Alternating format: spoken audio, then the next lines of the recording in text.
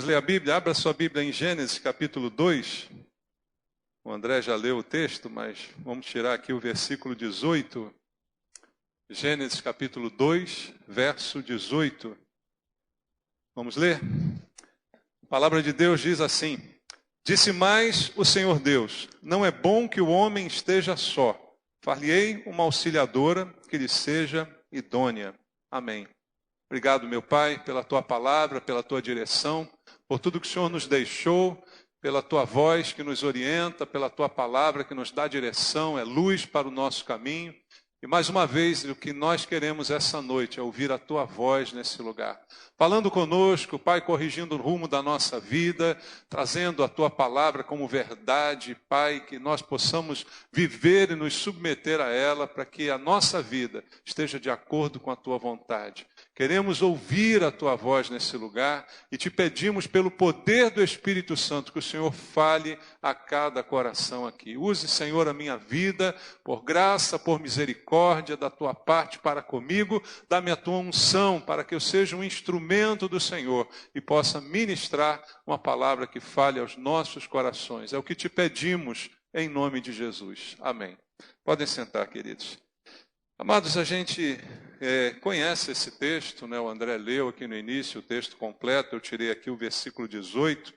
E o que eu queria refletir com você nessa noite, né? Culto de casais, todos aqui casados, e cada um aqui deve ter tido um motivo para casar.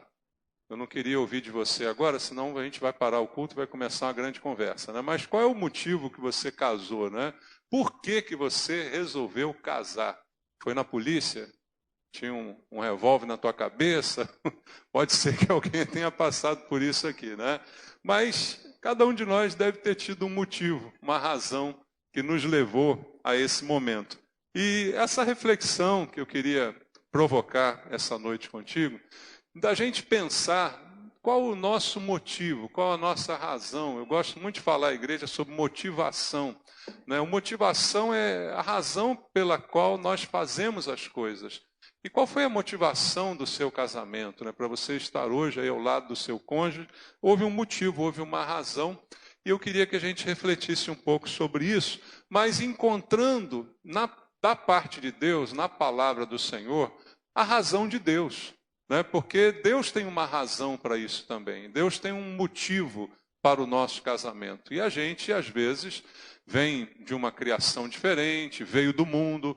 Muitos de nós aqui não casamos quando estávamos cristãos, quando éramos cristãos, podem ter aqui casado ainda no mundo, né? Ainda com ideias do mundo. Então a gente tinha pensamentos que certamente não eram os pensamentos de Deus a esse respeito.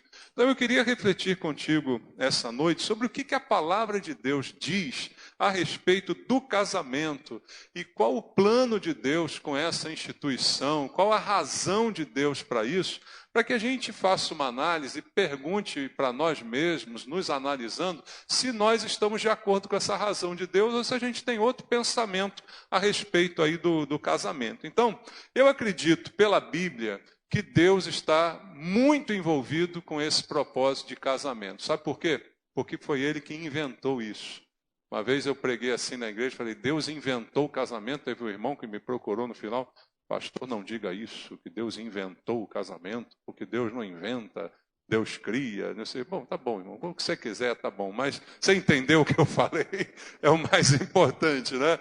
Mas eu creio que o casamento é de fato uma criação de Deus. Não veio da vontade do homem, não veio da necessidade do homem, né? O homem não tinha essa necessidade quando Deus o criou, mas Deus percebeu essa necessidade, Deus proporcionou o casamento e criou essa instância, né, de estar casado, né, esse estado para o homem. Então, como eu disse aqui a você, e lendo o texto que nós lemos aqui no versículo 18, você percebe que o casamento é uma ideia de Deus. Diz aqui o texto, disse mais o Senhor Deus, não é bom que o homem esteja só. Quem que percebeu isso? Foi Deus. O homem não foi lá reclamar, Senhor, eu estou sozinho aqui, com esse monte de bicho em volta de mim, planta, né, animal, inseto, eu estou tão sozinho. Não, o homem não foi reclamar. Mas Deus percebeu essa necessidade e disse: isso não é bom.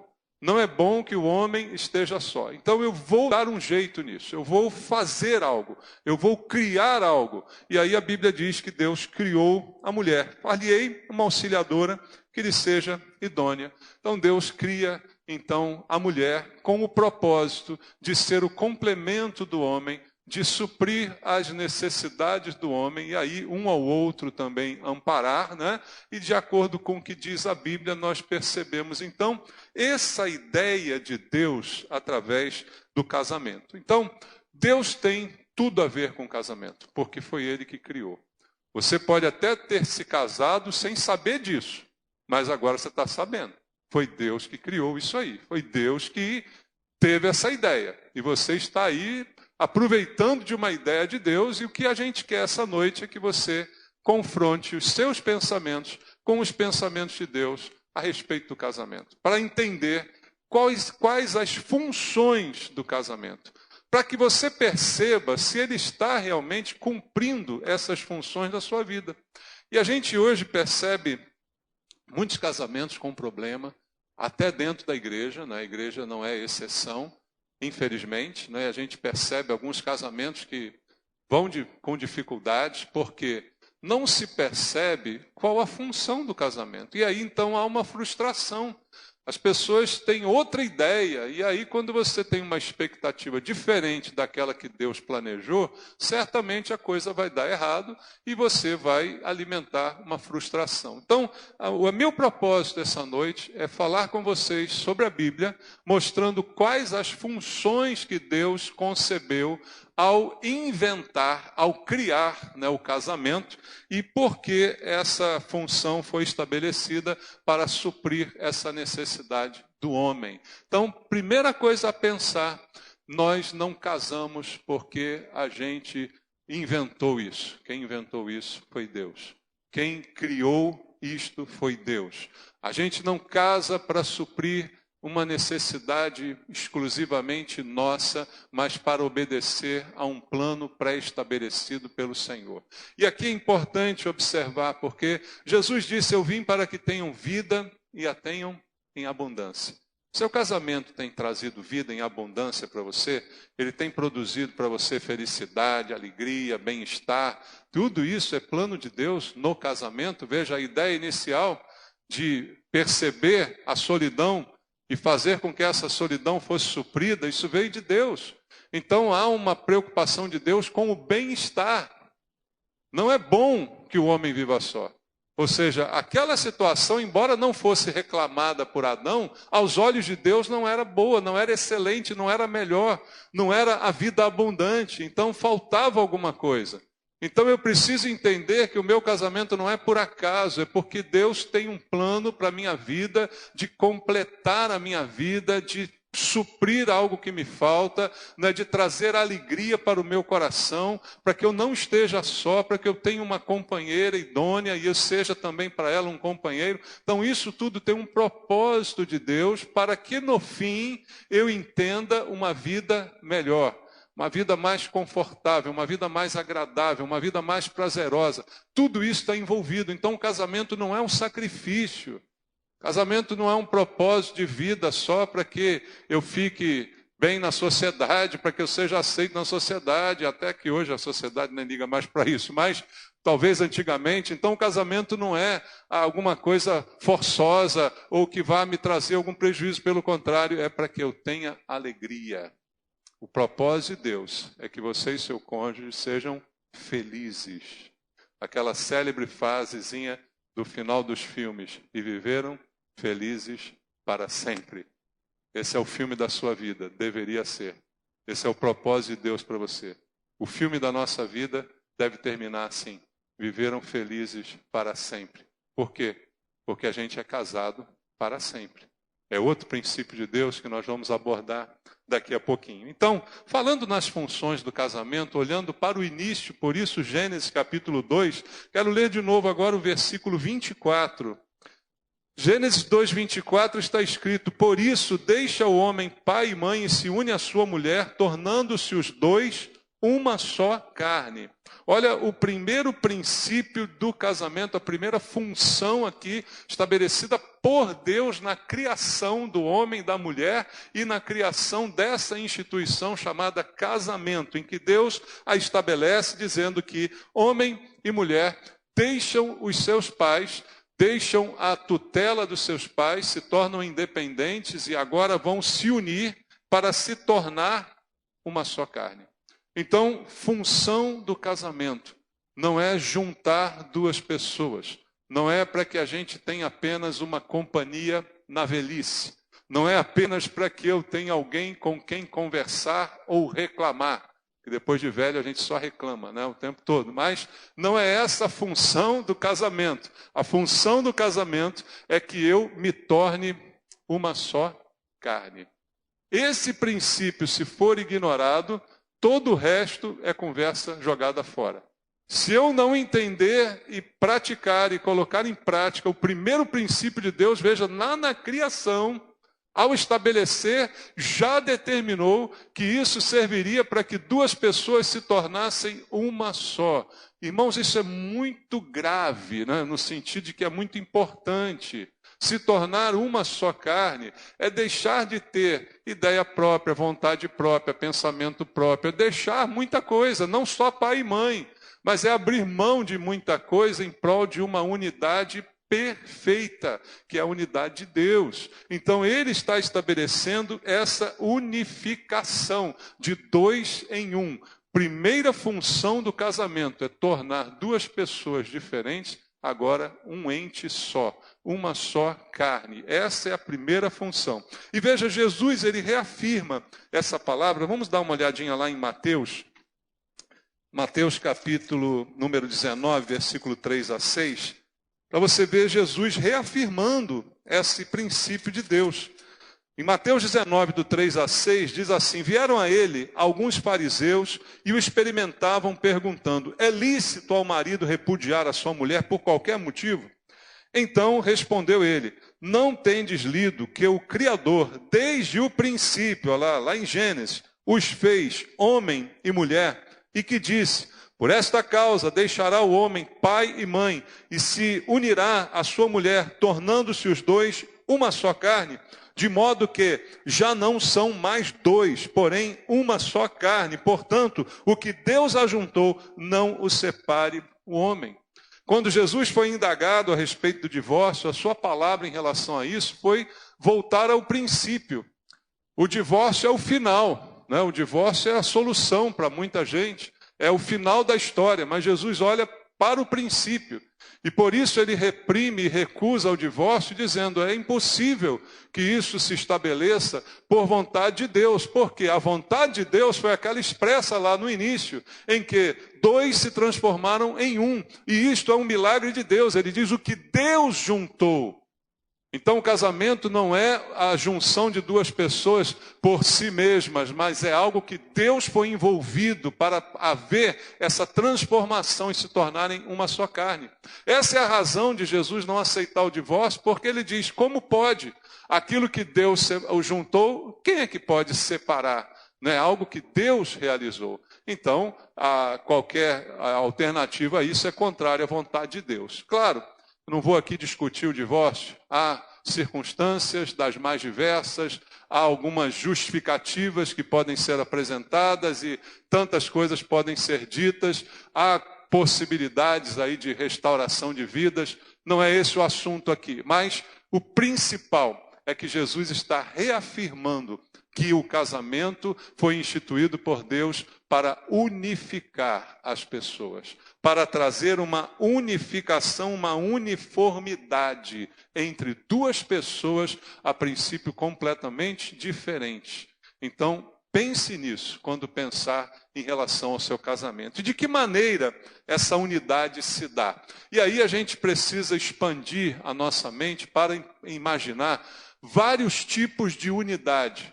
Você se tornou uma só carne em diversos sentidos, juntamente com o seu cônjuge. E alguns eu vou apresentar aqui para você. Vamos ler 1 Coríntios, capítulo 6, versículo número 16. 1 Coríntios, capítulo número 6,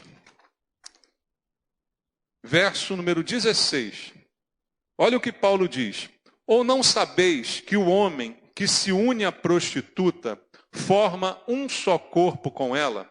Porque, como se diz, serão os dois uma só carne. Paulo deu um sentido novo ou complementar a esse entendimento de unificação e se tornar uma só carne. Ele chega a dizer que quando alguém tem relações sexuais com uma outra pessoa que não é o seu cônjuge, neste momento da relação sexual está estabelecendo com essa pessoa uma unidade que é exclusiva para o casamento, uma só carne. Então ele diz que ao se unir a uma prostituta, está naquele ato promovendo essa unidade. Então, a unidade, uma só carne, também tem, eu vou dizer outros motivos, o sentido sexual.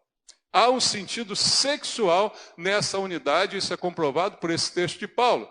A relação sexual é algo exclusivo para o casamento, porque ela, de uma maneira ou de outra, ela vai comprometer essas pessoas. Então não há uma relação sexual que seja por distração, por bobagem, sem compromisso, de qualquer maneira, fazendo do jeito que fizer, até com uma prostituta, isso está fazendo com que o princípio de Deus se estabeleça. E se essa relação não é lícita, é claro que ela se torna um pecado, porque é contrária à vontade de Deus. Então, partindo desse princípio, eu percebo que essa minha unidade com meu cônjuge no casamento também tem o sentido sexual. Sexo é algo para o casamento. Você concorda com isso? Tem feito? Não precisa responder, não. A sua risada já me disse tudo. Sua risada já foi a resposta. Mas é para isso. Casamento também é para isso. Não? Alguém é contrário? Amém? Teve um amém aí. Alguém é contrário a isso? É para isso. Também é para isso. Essa intimidade, essa unidade, essa unificação também se estabelece através do relacionamento sexual que é puro, que é santo e que é exclusivo do matrimônio, da condição promovida por Deus de transformar duas pessoas em uma só carne. Por isso se fala da relação sexual até em termos jurídicos como conjunção carnal. Você já ouviu esse termo? Porque está baseado nesse princípio. É uma conjunção carnal, é uma unidade, é algo que está sendo promovido ali, que deveria ser, segundo os princípios da palavra de Deus, exclusivo do casamento. É claro que falar isso no mundo hoje é motivo de gente sair rolando de rir aí, né? Sair dando cambalhota e gargalhando de você. Mas esse é o princípio de Deus. Isso é exclusivo. Não quero saber da sua vida, do seu passado, o que você já andou fazendo por aí. Os tempos de ignorância não são mais levados em conta. Mas agora, sabendo a verdade, a nossa responsabilidade só aumenta. O conhecimento da verdade faz com que a gente seja mais culpado quando a gente depõe contra essa verdade. Então, é daqui para frente que Deus quer tratar conosco. E faz parte dessa unificação do casamento o relacionamento sexual. Então, quero dizer para você bem claro, o casamento tem que ter sexo. O silêncio me deixa preocupado. Talvez alguém diga, mas pastor, há um problema. Meu marido tem uma disfunção, minha esposa tem um problema. Amém, irmãos. Isso não é motivo para que o casamento seja rompido. Porque quando nós casamos, nós fizemos algumas promessas, não é? E uma delas foi na saúde ou na doença. Então, a gente não está falando aqui de pontos fora da curva, que são doenças, que são dificuldades, são disfunções, muitas delas que têm tratamento, e se tem tratamento é bom tratar, porque quando eu ignoro algo que tem tratamento, eu me conformo com a enfermidade, isso não é bom. Isso é depor contra o corpo que Deus me deu, e eu tenho que cuidar dele. A Bíblia diz que eu devo cuidar dele, então eu preciso buscar tratamento. Mas não é disso que eu estou falando, eu digo numa maneira geral, para os que não têm nenhum problema, o sexo deve fazer parte do casamento. Casamento normal, em que as pessoas são normais, em que não há problemas de saúde e que não há sexo, isso é um problema e que muitas vezes causa dificuldades no casamento. Nós vamos ler isso mais adiante num texto de Paulo. Outra unidade representada nesse casamento, de se tornar uma só carne, é a unidade da emoção, a unidade plena também no sentido emocional. Eu me torno uma só carne com o meu cônjuge, agora nós vivemos um só amor, um amor puro, um amor verdadeiro, um amor que completa e que se une e que não busca, como diz a Bíblia, os próprios interesses. O amor não busca os seus próprios interesses. Você já ouviu isso na Bíblia? Palavras de Paulo, no texto conhecido de 1 Coríntios, capítulo 13. Então, há uma unidade ali. Há uma unidade social também no casamento, porque o casamento habilita a gente à formação de uma família, né? A criação de uma prole, a criação de filhos. Isso é habilitado também através do casamento. Então, há uma unidade social ali também envolvida quando há um casamento entre duas pessoas. E uma unidade moral. A unidade moral, ela é uma preventiva contra a imoralidade.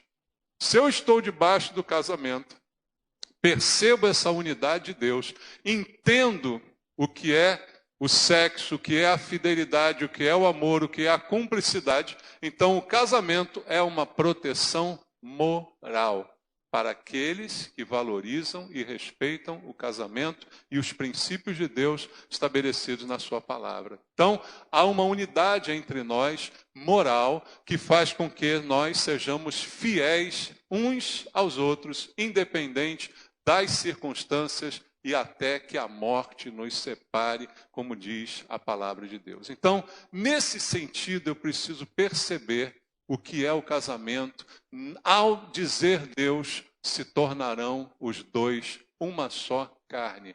Todas essas unidades mencionadas aqui estão envolvidas neste ato. Eu estou vivendo a experiência de ser uma só carne com o meu cônjuge, essa é a vontade de Deus. Segunda função do casamento, não menos importante, está em Gênesis capítulo 1, no versículo número 28, também lá do início. Eu estou buscando lá no início para você ver que não é invenção recente, isso é coisa que Deus criou lá atrás. Diz assim, capítulo 1, verso 28, e Deus os abençoou e lhes disse, sede fecundos, multiplicai-vos, enchei a terra e sujeitai-a, dominai sobre os peixes do mar, sobre as aves do céu e sobre todo animal que rasteja pela terra.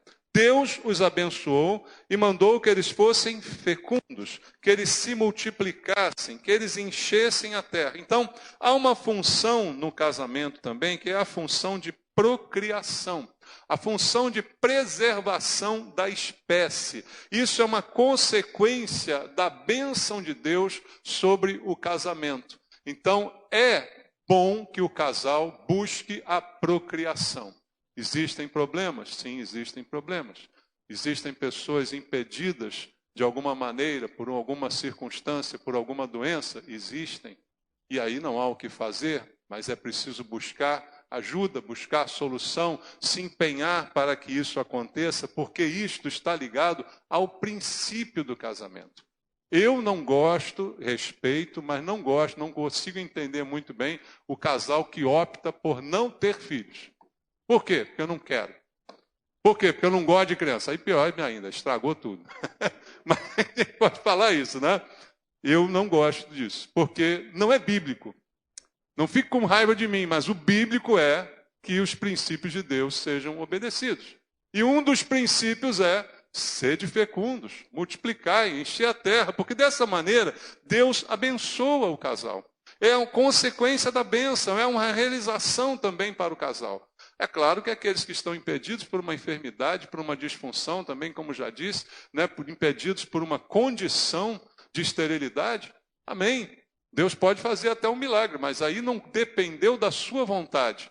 Foi algo alheio à sua vontade e está atrelado à vontade de Deus para a vida deste casal, que também deve ser entendida e aceita, porque a vontade de Deus é boa, perfeita e agradável. Não é para ninguém viver frustrado, inconformado com uma condição desta. Mas há uma bênção de Deus aplicada a esse princípio da procriação. Isto é bom para o casal. É bom ter filhos. É bom multiplicar. Isso é bom para o casal. Então, faz parte do plano de Deus para o casamento. Outra função do casamento, em Provérbios capítulo 5. Provérbios capítulo 5, versículo 18 ao versículo 20.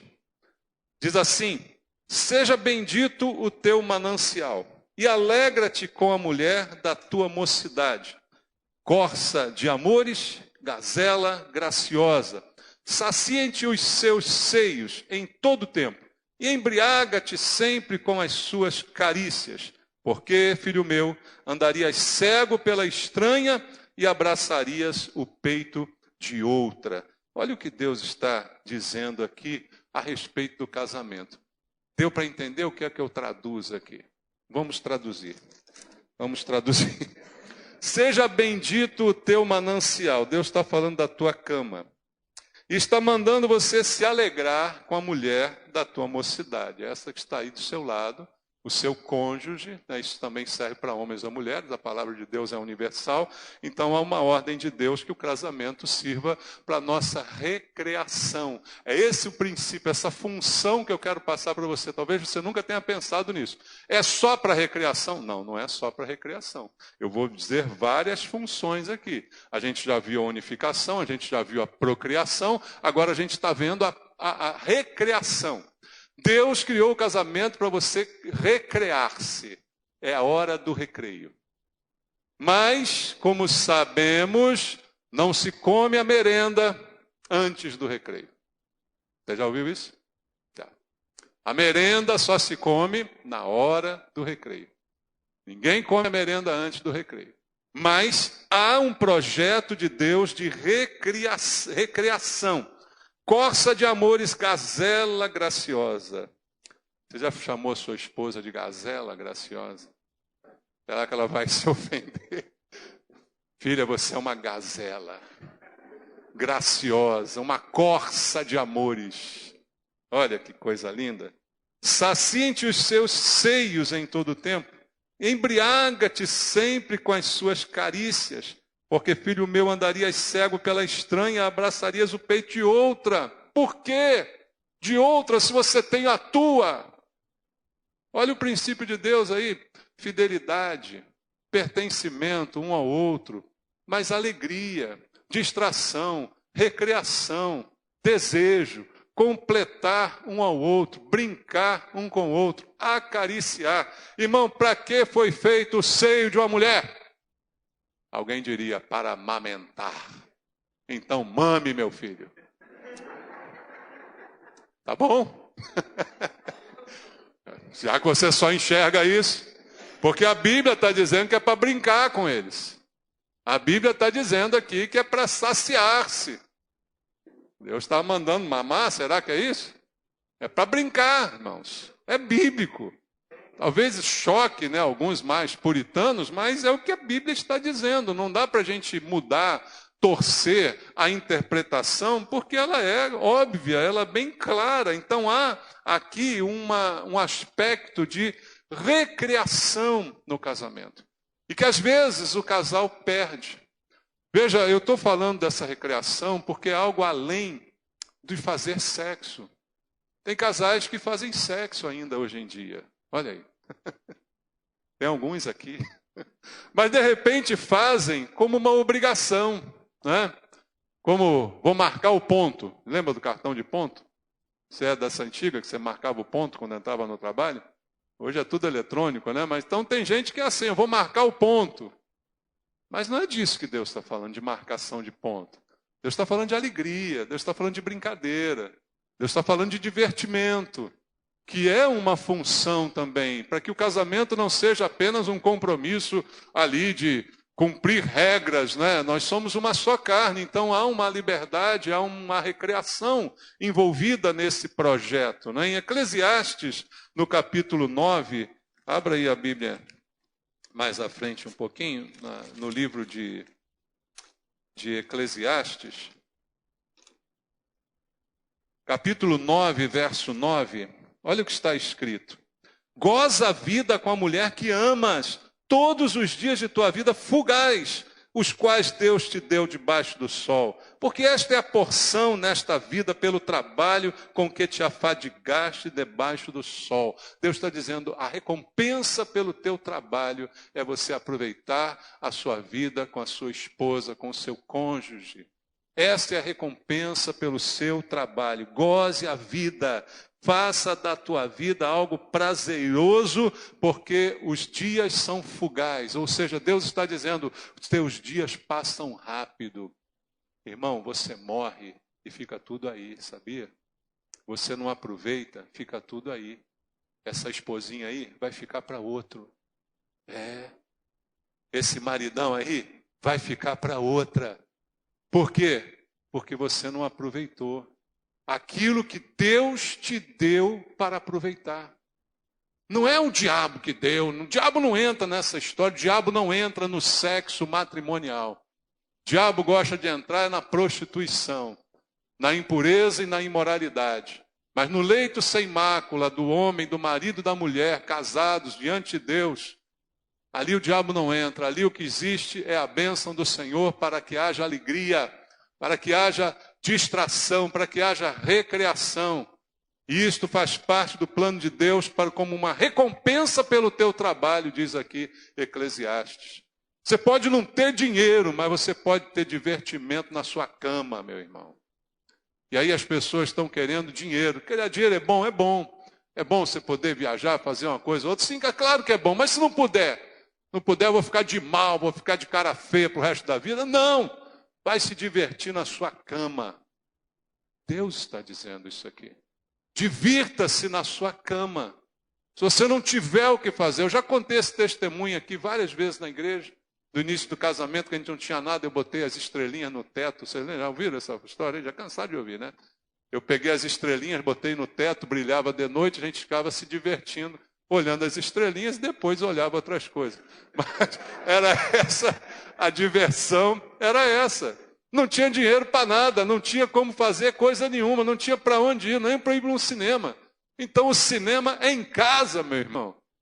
A cama é o teu parque de diversões, é o leito que Deus aqui fala em Provérbios, fala em Eclesiastes e bate nessa tecla. Veja também o que diz a Bíblia em Cantares. Cantares, você já sabe que vem coisa boa aí, né? Cantares 4. Cantares capítulo 4, versículo número 1. Livro de Cantares, escrito também por Salomão.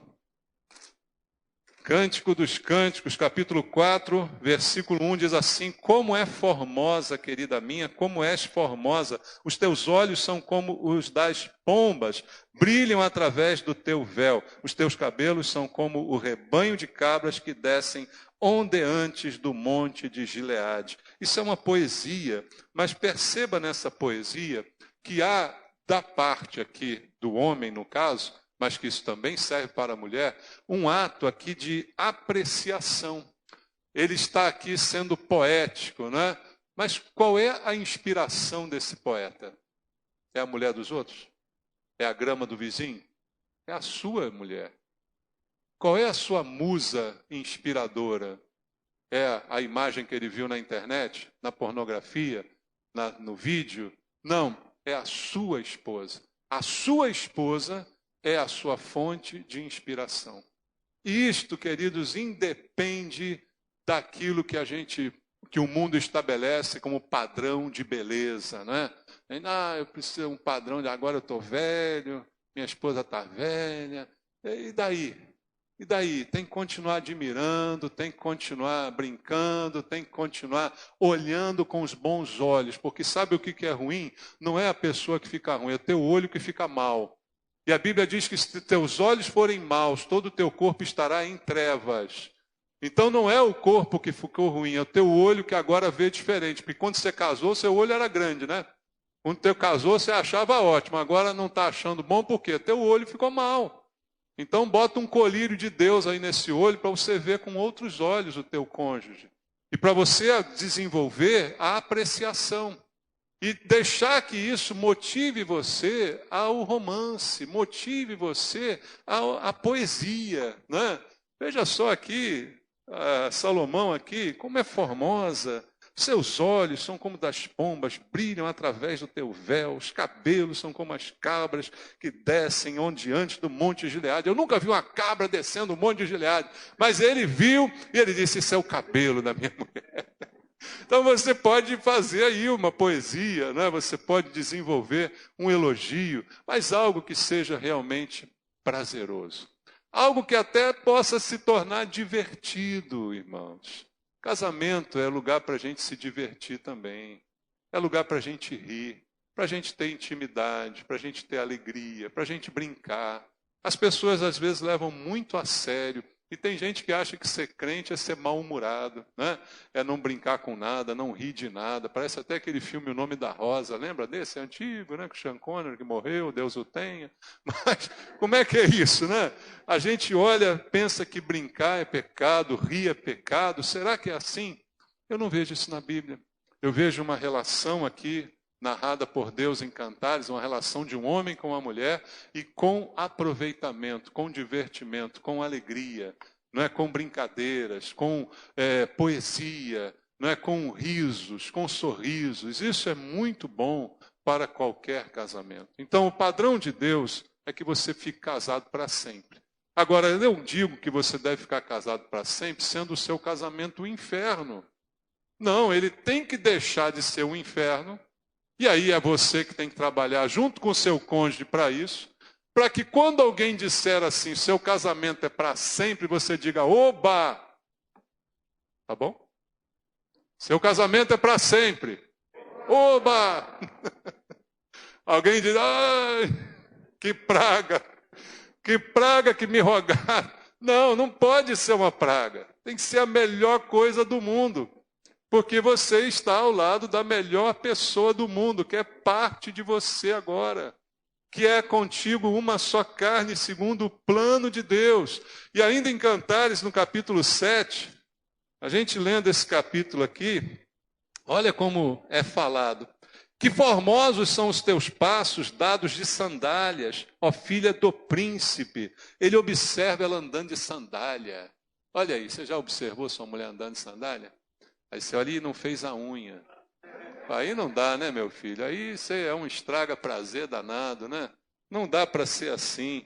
Os meneios dos teus quadris são como colares trabalhados por mãos de artista.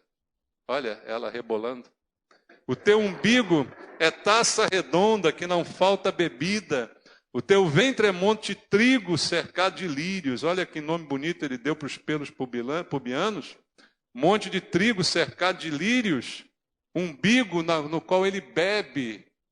Olha aí, tem uma ideia para você hoje? Umbigo serve para beber. Alguém pergunta, para que serve o umbigo? E o teólogo chato fica perguntando, será que Adão tinha umbigo? E fica aquela discussão. Para que serve o umbigo? Está aí. Serve para você encher de leite, de água. Não vai botar cachaça, né? Mas um chantillyzinho com morango. Isso tudo pode botar no umbigo, não tem problema nenhum. Salomão, ele bebia aqui no umbigo da sua esposa. Teu pescoço como torre de marfim, os teus olhos são as piscinas de Esbom, junto à porta de Bet-Rabim. Teu nariz como a torre do Líbano. Aí eu não sei se é um elogio, né? O nariz como uma torre do Líbano. De repente ela era nariguda, né? Mas não sei. Mas ele está elogiando, né? Ele está aqui, de fato, elogiando a mulher dele, né? A tua cabeça como o Monte Carmelo, a tua cabeleira como a púrpura, um rei está preso nas tuas tranças. Quão formosa e quão aprazível és, amor em delícias. Esse teu porte é semelhante a palmeira, os teus seios, os teus cachos.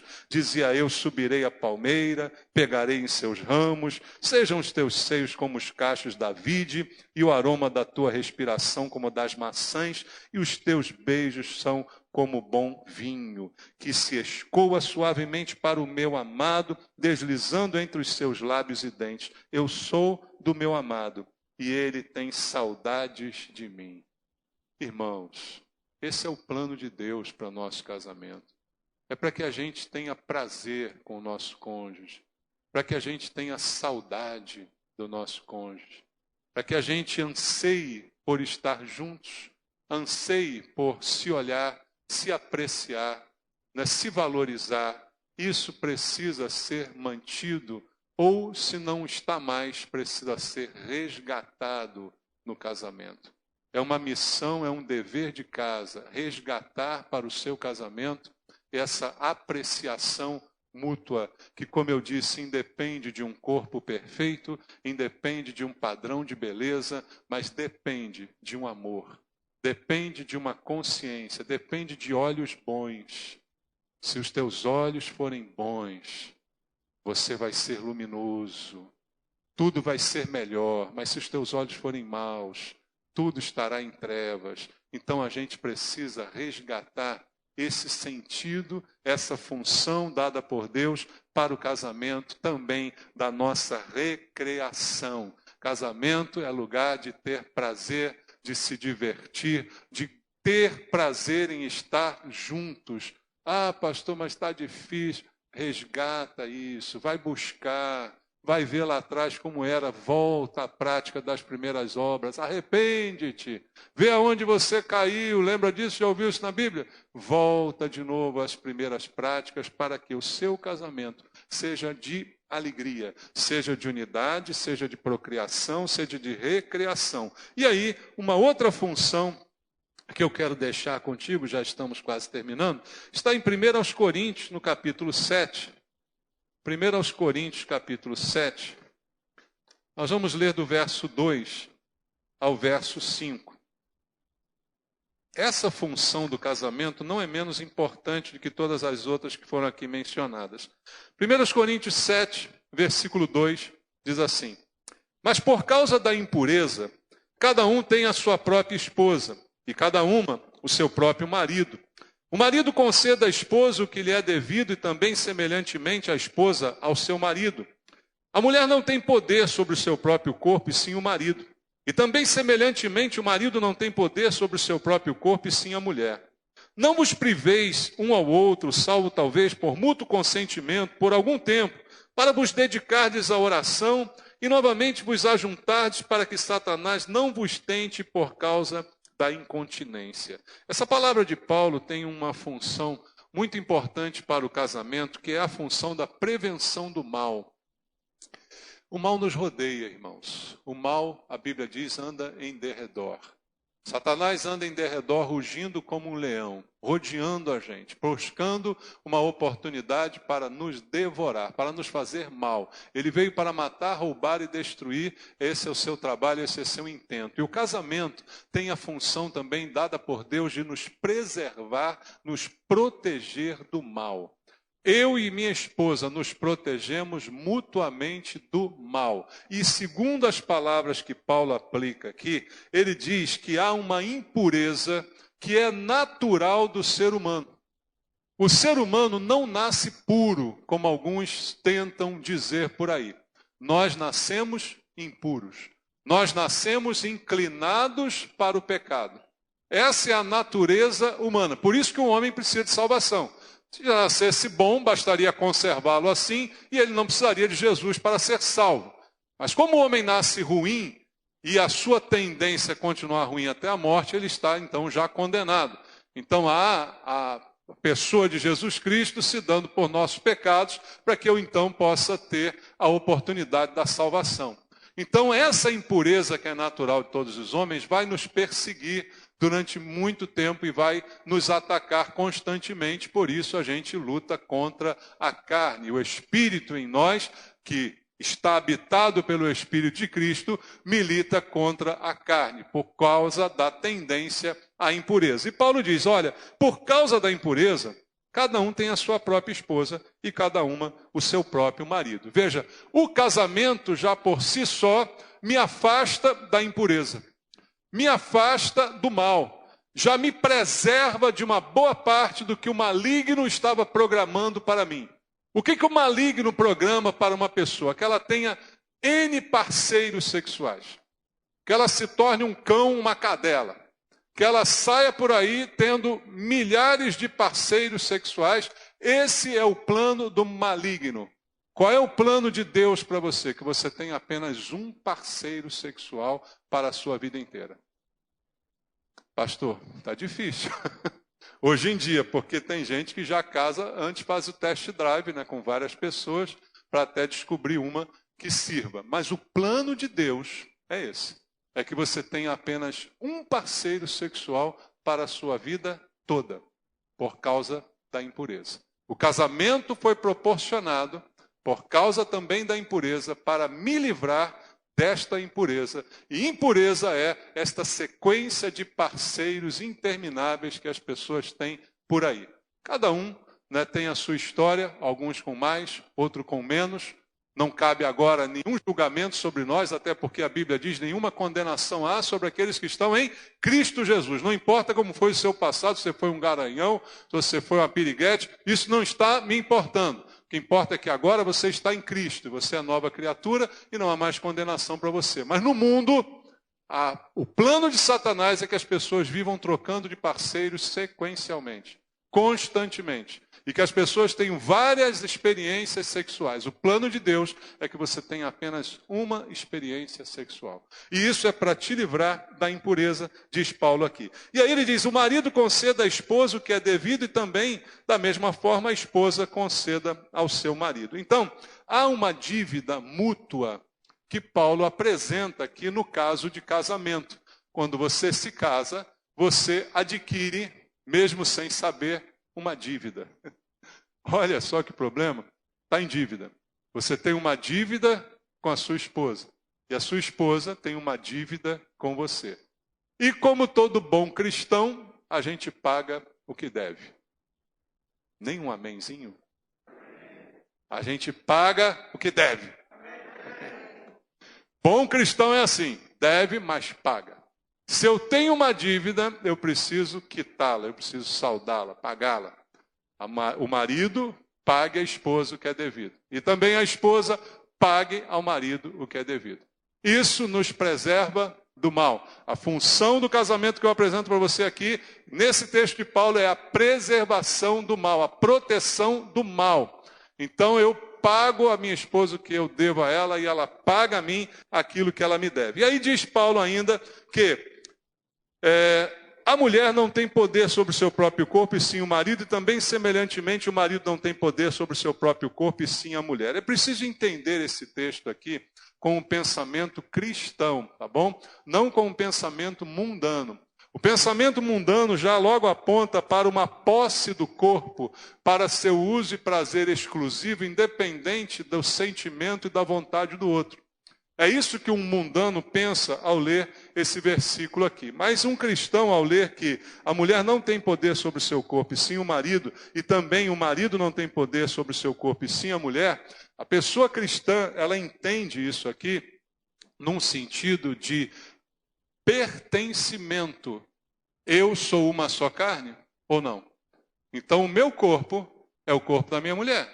O corpo da minha mulher é o meu corpo. É apenas uma consequência do princípio que Deus estabeleceu, de sermos uma só carne. Então, é consequência que meu corpo seja dela e o dela seja meu. Isso não implica propriedade, no sentido de eu obrigar o meu cônjuge a fazer o que ele não quer ou o que não é agradável para ele. Dá para entender isso? É meu o seu corpo, então eu vou fazer com ele o que eu quiser. Não, isso aí é coisa do mundo, né? Não é assim, porque o seu também é meu. Então, na minha vez, eu vou me vingar de você. É assim que funciona? Não, né? Então, esse pertencimento é para nos lembrar do princípio de Deus de que há uma entrega mútua no casamento. E de que eu não mais tenho a posse exclusiva do meu próprio corpo, porque ele agora pertence ao meu cônjuge e vice-versa. Então, há uma consequência daquilo que Deus apresenta como princípio de uma só carne. Então, o pertencimento do corpo agora é mútuo. E isso é, como eu disse, para a prevenção do mal. E mais explicitamente ainda, Paulo diz no versículo 5, não vos priveis um ao outro, salvo talvez por mútuo consentimento, os dois concordando, por algum tempo, tem um limite, para vos dedicardes a algo espiritual, a oração, e novamente vos ajuntardes, para que Satanás não vos tente por causa da incontinência. O que é incontinência? Quando a gente fala que está com incontinência urinária, o que significa isso? Você está precisando de fralda, né? Porque você urina sem controle. Você urina sem ter nenhum controle sobre o que está urinando. É uma necessidade fisiológica e ela vem, mas você não está de posse do controle dela, então ela acaba sujando você. Então o sentido da palavra aqui, essa incontinência, que seria também uma falta, né, da relação, da aproximação, da relação sexual de um com o outro, vai fazer com que você acabe atendendo a sua necessidade fisiológica, seguindo as tentações de Satanás, né, e saindo do contexto do casamento para a realização da sua necessidade fisiológica, que é o sexo. Então, Paulo diz claramente aqui que o casal não deve se privar um ao outro, porque somos uma só carne, não podemos viver afastados. A carne única está sempre junta. O que Deus ajuntou, não separe o homem. Em que sentido? Em todos os sentidos que você possa imaginar. Um homem não pode separar da sua mulher, uma mulher não pode separar do seu marido. Estão sempre juntos. Salvo por algum tempo, com um limite, com um motivo espiritual, a oração. Concordando entre os dois, vamos nos evitar por algum período. Mas isto não pode se tornar uma constante no casamento. A menos aqueles problemas que eu falei antigamente, aqui ainda há pouco, as disfunções, né? Os problemas de saúde e etc, etc. Eu estou falando para gente inteligente que sabe do que eu estou dizendo. Eu estou falando para aquele casal que não tem nenhum motivo para se privar, para não se aproximar, não tem nenhuma doença, não tem nenhuma disfunção, não tem nada emocional, saúde, nada, mas constantemente se evitam sexualmente. O que Paulo diz? Estarão nesse momento abrindo uma porta para a influência de Satanás. Não estarão debaixo da proteção do casamento, porque deixaram de fazer o que tem que fazer. E, como eu já disse, com prazer, não por obrigação. Não, pastor, então tá bom, vou fazer um sacrifício, e agora que você falou isso, eu vou passar a fazer. Que é para Satanás não me tentar. Não, mas não é assim. Tem que fazer com alegria, tem que fazer com prazer, tá? E mais uma vez eu repito, estou falando para as pessoas que são saudáveis, que não têm nenhuma razão no sentido psicológico, emocional, físico, nada. Está tudo bem. E mesmo assim, não está fazendo, está se privando, está se afastando. O que a Bíblia diz, não sou eu, é que Satanás vai te tentar por causa dessa incontinência. Aí diz, mas eu sou bom. Satanás eu tiro de letra. O tentador é comigo mesmo. Eu resisto. Foi Pedro disse a mesma coisa. Eu? Não, nunca te trairei. Eu, Jesus, jamais. Naquela noite estava ele lá negando Jesus. Então com Satanás não se brinca. Jesus disse a Pedro, Pedro, Satanás requereu você para te peneirar essa noite. Mas eu orei por você. E foi por isso que Pedro escapou. Mas mesmo assim não escapou ileso. Porque ele negou. Porque ele traiu. Porque ele chorou. Porque ele teve consequências amargas na sua vida. Então, abra o olho para as consequências amargas que podem vir, e eu, como pastor, preciso te alertar pela palavra de Deus. Que há uma obrigação, que há um envolvimento, que há uma necessidade, e que isto é para proteção. Deus também criou o casamento para nos proteger do mal. Encara o seu casamento como uma proteção. Quem seria você hoje se não tivesse casado? Hein? Homem ou mulher? Quem seria você hoje se não tivesse casado? Um mulherengo? Uma piriguete? Quem seria você hoje? Uma pessoa completamente afastada dos planos e propósitos de Deus. Então Deus instituiu o casamento para proteger você da sua natureza que é maligna, que é impura. E Ele criou esses mecanismos para que você tenha alegria, tenha prazer, para que você dê prazer, receba prazer, para que você viva na plenitude do plano que Deus tem para a sua vida. E por fim, a última função que eu separei aqui para o casamento, também não menos importante, em 2 Coríntios, capítulo 5, versículo 15, segunda carta de Paulo aos Coríntios, capítulo 5, verso 15, diz assim: e Ele morreu por todos, para que os que vivem não vivam mais para si mesmos, mas para aquele que por eles morreu e ressuscitou. E 1 Coríntios, capítulo 10, versículo 31, volta lá em 1 Coríntios, capítulo 10, verso 31, também está escrito: portanto, quer comais, quer bebais, ou façais qualquer outra coisa, fazei tudo para a glória de Deus. Numa última análise, o casamento é para a glória de Deus. Deus instituiu o casamento para que ele seja glorificado através do seu casamento, através da sua vida. Em tudo que a gente faz, Deus deve ser glorificado. Em tudo que a gente faz, nós devemos colocar Deus no meio. E Deus está presente no casamento, desde o princípio, porque foi Ele quem instituiu isso. E nós nos apresentamos diante de Deus com o nosso cônjuge. E queremos a interferência de Deus no nosso casamento. E queremos que o nosso casamento seja para a glória de Deus. Isso é uma função do casamento. Não é para você, para pensar apenas nas suas necessidades, mas Deus precisa ser glorificado através do seu casamento, através da sua família. Nós existimos individualmente para a glória de Deus. Qual a razão de você viver, de você existir? A Bíblia responde essa pergunta dizendo que nós existimos para a glória de Deus. O mundo não sabe por que existe. As pessoas vivem perguntando: para que eu existo? Para que eu fui criado? Para onde eu vou? O que vai ser de mim? O cristão tem as respostas, porque elas estão na Bíblia Sagrada. Para que você existe? Você existe para a glória de Deus. Para que a sua família existe? A sua família existe para a glória de Deus. Para Deus ser glorificado na sua casa, na sua família. E Deus seja glorificado através do nosso casamento. Que o nosso casamento seja uma glória para Deus. Persiga esse objetivo.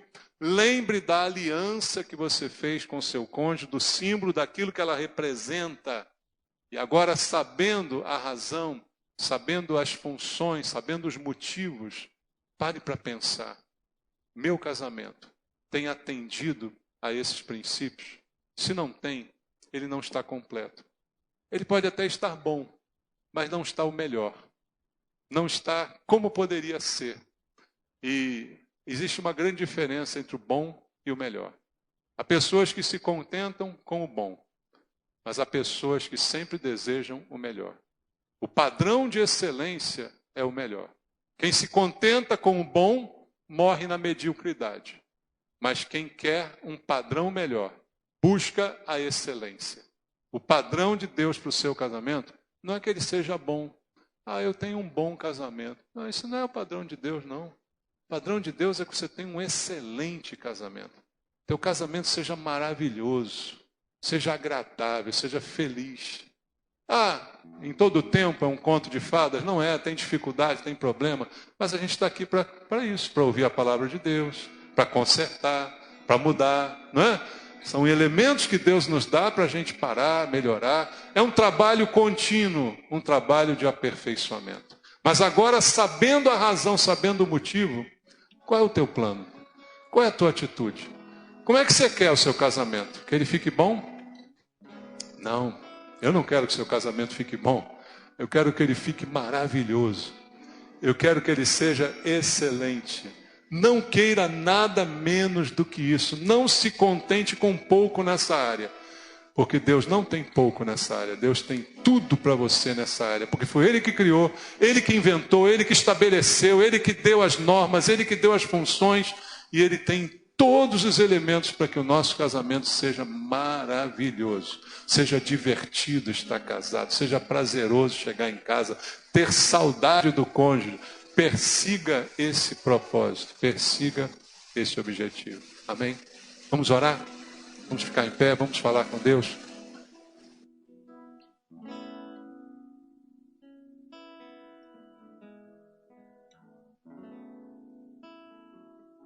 Diante de Deus, a nossa vida, nosso casamento, que foi um propósito de Deus, pedindo que Deus, através do Espírito Santo, toque na sua mente, no seu coração, mude o que precisa ser mudado. Talvez você tenha olhos maus, peça a Deus essa noite que te dê bons olhos. E olhos maus às vezes servem para a gente desdenhar das coisas de Deus. Para a gente olhar para o casamento e dizer assim, meu casamento é uma porcaria. Meu casamento não tem jeito, meu casamento não dá certo. Porque meu cônjuge não vai mudar, eu também não vou. Isso aí são olhos maus. Olhos maus. Olhos bons olham para o futuro e dizem, eu vou ser feliz. Eu vou ter um casamento maravilhoso. Eu vou ter prazer de chegar em casa. Eu vou ter prazer com a minha mulher, eu vou ter prazer com o meu marido, eu vou ter alegria dentro da minha casa. Eu vou ter alegria com meus filhos, com a minha família. Deus tem planos bons para mim. Eu não abro mão disso. Eu não quero ficar só com o bom, com mais ou menos. Eu quero o excelente, porque é isso que Deus tem para mim. Pai, fala o coração dos teus filhos essa noite. Coloca no nosso coração essa imagem de Deus, essa imagem do ideal de Deus para a nossa vida. A imagem do casamento feliz, não aquele da propaganda da Doriana, mas o real, aquele que é na presença de Deus, aquele que tem a palavra como guia, aquele que tem alegria no Senhor, aquele que tem intimidade, aquele que tem prazer que vem de Deus, alegria de estar em casa, alegria de ser casado. Restaura isso no coração dos meus irmãos, fortalece os casamentos aqui na igreja, Pai. De todos aqueles que ouvem a Tua palavra, que haja uma mudança, uma transformação, meu Deus. Eu te peço em nome de Jesus, toca nos corações mais duros essa noite, para que haja uma mudança e essa mudança comece em mim. Não comece no meu cônjuge, que eu não fique esperando ele mudar. Que essa mudança comece em mim e que ele seja apenas tocado pelo Senhor. Que nós sejamos tocados pelo Senhor, para que a Tua vontade se cumpra na vida de cada casal aqui. E a Tua vontade boa, perfeita e agradável, que eles sejam uma só carne e o sejam para sempre. E que ninguém, nada nem ninguém possa separar esse casal. Que ali seja estabelecida uma unidade perfeita do Senhor. Que haja uma proteção contra o mal, meu Pai. Que haja alegria, que haja prazer no relacionamento. Que haja recreação, Pai. Em nome de Jesus, coloca um sorriso na boca dos Teus filhos aqui, Pai. Filhos e filhas que tenham alegria de viver a vida cristã no lar, como é a vontade da Tua palavra estabelecida e entregue a nós essa noite. É o que eu te peço, abençoa os casamentos aqui representados, Pai. Restaura a alegria no coração dos meus irmãos, restaura o prazer sexual, restaura, Pai. Restaura os olhos, para que hajam bons olhos aqui essa noite. Em nome de Jesus. Amém.